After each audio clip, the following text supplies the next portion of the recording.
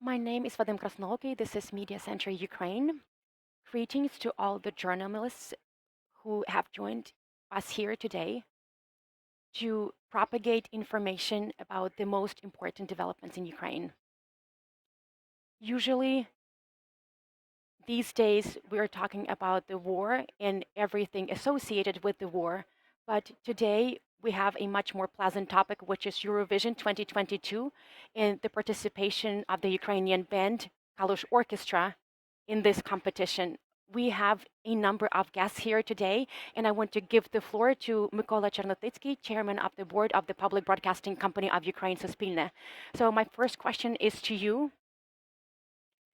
To the best of my knowledge, there have been a lot of difficulties with making this performance happen. So can you provide us with more details? Greetings, everyone. I'm really sorry that we were a little bit late. Nonetheless, I'm very delighted to see everyone.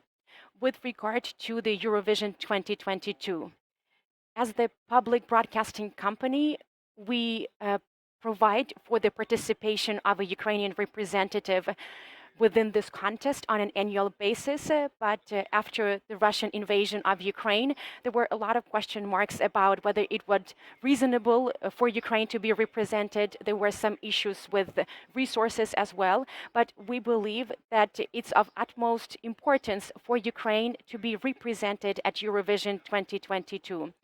The band that will be representing Ukraine this year pursues a very important mission of promoting Ukrainian culture, including abroad. Therefore, we recruited some resources from both domestic and international donors, and therefore the Kalush Orchestra Band will be able to participate at Eurovision 2022. We've received support from the Ministry of Information Policy and Culture.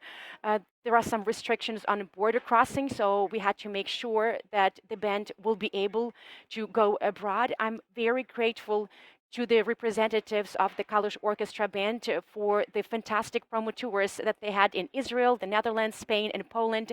They raised funds for the recovery and restoration of Ukraine. That was the right thing to do, and we provided them with unwavering support. I'm also grateful to the contractor and the company helping the band with the performance itself. We are doing everything utmost to translate this performance into reality. I really hope that the band will win and we will have our third victory at Eurovision.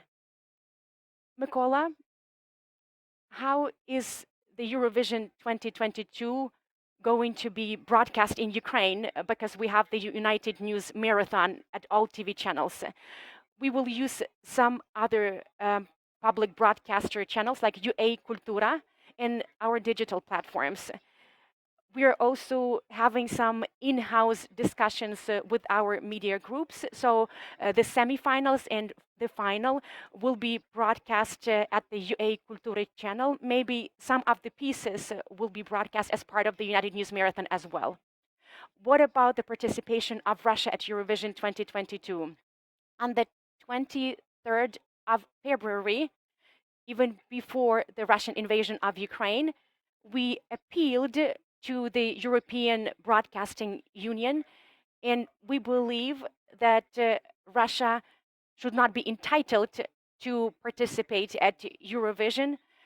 They agreed with us, and the European Broadcasting Union rejected the application of Russia. So Russia will not be participating this year. And to the best of my knowledge, the representatives of Russia might even be excluded from the European Broadcasting Union. Any questions to Mykola from the audience?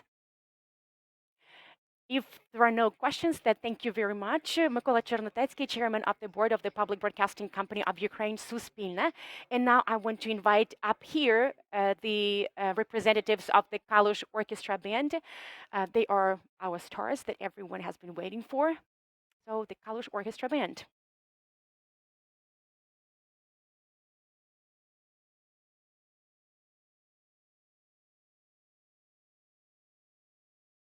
Hello, everyone. My first question is as follows. How did you manage to gather physically under the conditions? How did you manage to rehearse? It was not that easy to get together. For a long time. We had to rehearse online because we were scattered to different cities of Ukraine. And only recently did we succeed in gathering together and rehearsing in this turbo mode. But thanks to our hard work, we are sure that we will be able to excel in our performance, even with these restrictions in place. What about the promo tours? Recently, we had a tour of Europe. We visited several European countries as part of Eurovision, but we also had a tour in support of Ukraine. We did not use any special effects. We projected a QR code on a big screen to raise some funds for the Comeback Alive Foundation and some other charitable foundations. Which countries and how many concerts? Israel, Spain, the Netherlands, and Poland. Were more Ukrainians among the audience, or there was also an avid interest from the foreigners? I would say that there were more foreigners because this tour took place as part of Eurovision. A lot of foreigners really wanted to check out not only us, but all the other participants of Eurovision. I think there were maybe only about 15% of Ukrainians. So you felt unrelenting support from the foreign audience because you represented Ukraine. Exactly, there was an avid interest from many countries. This is true. I have another question, if I may. I'm sure that you have received positive feedback on you going to Eurovision, but most likely there's been some criticisms as well. So, what are the opinions that you hear around? Well, there's no negative feedback, and even if it is there, it's not prevalent.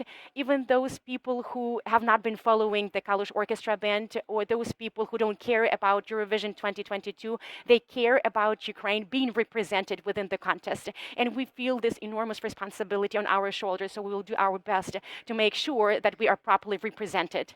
I personally believe that it's an important event indeed, that we should not skip it. So thank you very much for having agreed to assume this huge responsibility under such dire circumstances. Can you provide us with more details about the preparations for the contest? What should we expect of you in Turin? We are preparing no matter where we are, even in a hotel room. We occupy the hallway and we rehearse. What can you expect of us? A completely different set of costumes, a completely different performance, but the same song that everyone knows very well. So stay tuned. You know what to do on the 10th of May, Kalush and Ukraine. We will definitely be following you and we will be cheering for you. Any questions from the audience? I have the following question. All the Ukrainians, including performers, joined forces to support Ukraine, to support the charitable foundation, to support the armed forces of Ukraine. Do you feel responsibility for representing Ukraine at such a contest as Eurovision? As I have already mentioned, definitely.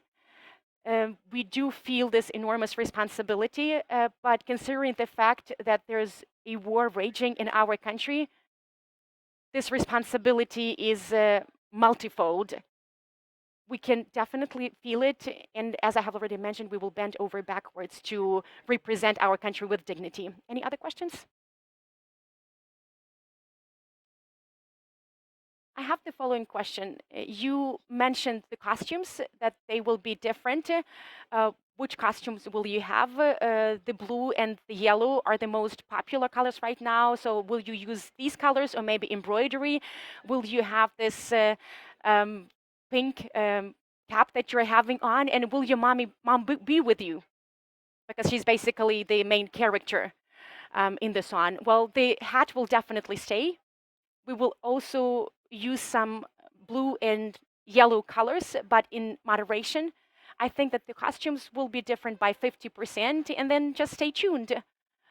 Well, as for my mom, I didn't know that she would be there during the national selection competition. According to official information, she's not going, but I never know what to expect of her. Any other questions? Then I will ask another question. Eurovision is positioned as a apolitical competition, even though we do understand that it's a powerful media platform and there's always room for politics there. And in case of Ukraine this year, war is a political topic, and this is something that the entire world is concerned about. Do you have any understanding of how you're going to resolve this dilemma, how you're going to communicate the Ukrainian message without violating the rules of Eurovision? You are right, this contest is apolitical, but a lot depends on what we'll be doing on stage. Of course, there are many things that we cannot do or even put on stage because we will be disqualified.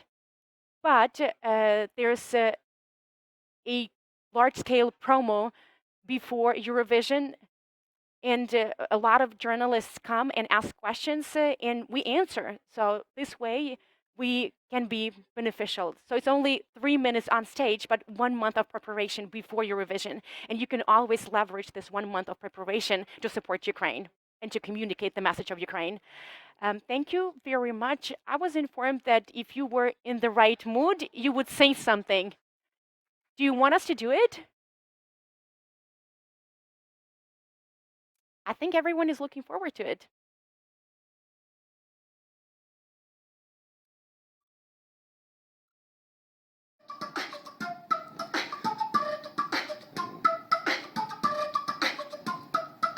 Льолі, льолі, льолі, ей! Стефанія, мамо, мамо, Стефанія, розквітає поле, а вона сивіє. Заспівай мені, мамо, колискову, хочу ще почути твоє рідне слово. Дякую. Thank you. In my opinion, your Ukrainian message is part and parcel of the song itself, of the melody, and the mood of the song is in line with the current developments. So thank you very much for doing it. Thank you very much for being here today with us at the Mediacentru Ukraine. We had the Kalush Orchestra band with us. We have a number of other speakers. I'm not really sure whether they are ready to speak. We have Oksana Skibinska, head of the Ukrainian delegation at Eurovision, and Oleksiy Zhembrovsky, director of Friends Production.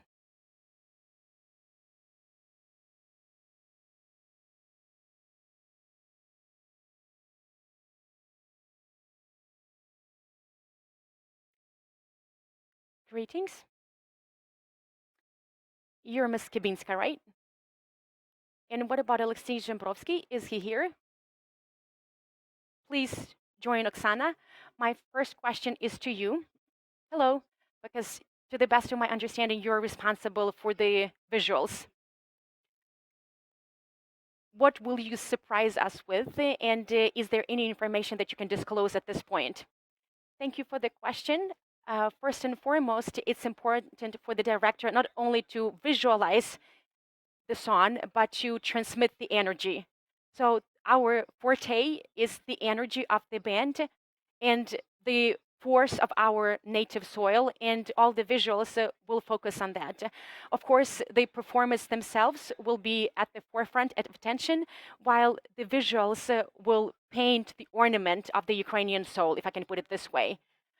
I asked this question to the musicians, and I want to ask you as well. Of course, the visuals are important to communicate the message. So how are you going to resolve this dilemma with Eurovision being outside of politics? And there's a lot of politics in Ukraine right now.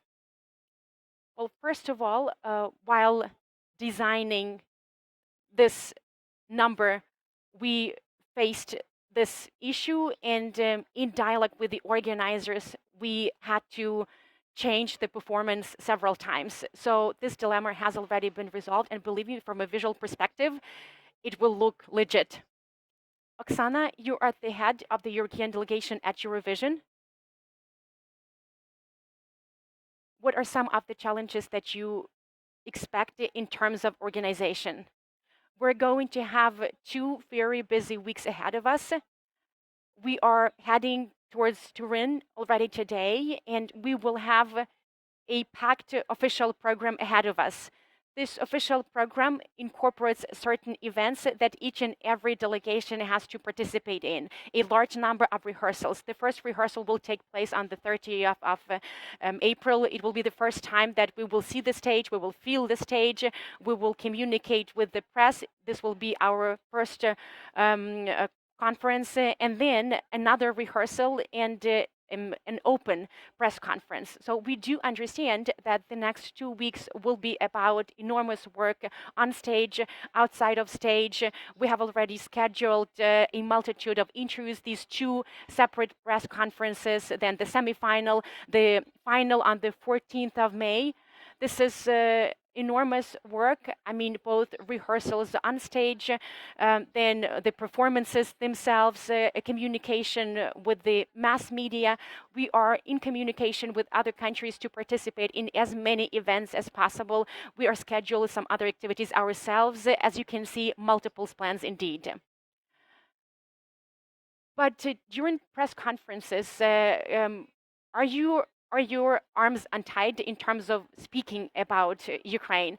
We always answer the questions that we receive from the press. We still have to be guided by the rules and regulations of the contest. We honor the apolitical nature of the contest, but it doesn't really mean that we can talk about ourselves, that we cannot share what is hurting us. The band can also transmit some of their personal stories. We are living in a very peculiar reality right now, and this is something that we can partially share as well. I believe that there will be an avid interest in Ukraine on the part of the international mass media, and this topic is of concern for everyone. So I'm pretty much sure that everyone will ask you questions about the war and the situation of Ukraine. So I believe that the media component is indispensable in spreading the message about Ukraine. Definitely, there's already a lot of attention from the press. The preparation started a month ago as part of the promo tour. We have been conversing with the press on a frequent basis, and we will continue doing so in Turin. Any other questions from the audience? Can we have the mic, please? Participation in Eurovision implies great resources. In the previous years, the participants had to raise their own funds. What about this year? The band does not have any income, so which money will be used to ensure Kalush's participation? The public broadcaster will cover all the expenses. We also enlisted some financial support from our international partners, so the band will be able to participate in the contest without having to incurring any costs. Do we know how much Ukraine will have to invest into this participation and performance? Well, we cannot really put our finger on any specific amount because the preparation started last year and then this 1 month before the Eurovision competition. So I cannot really mention any specific figures, but we are working on that.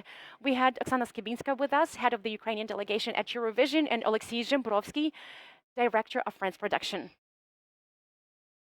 And we also had the Kalush Orchestra band. Thank you, everyone.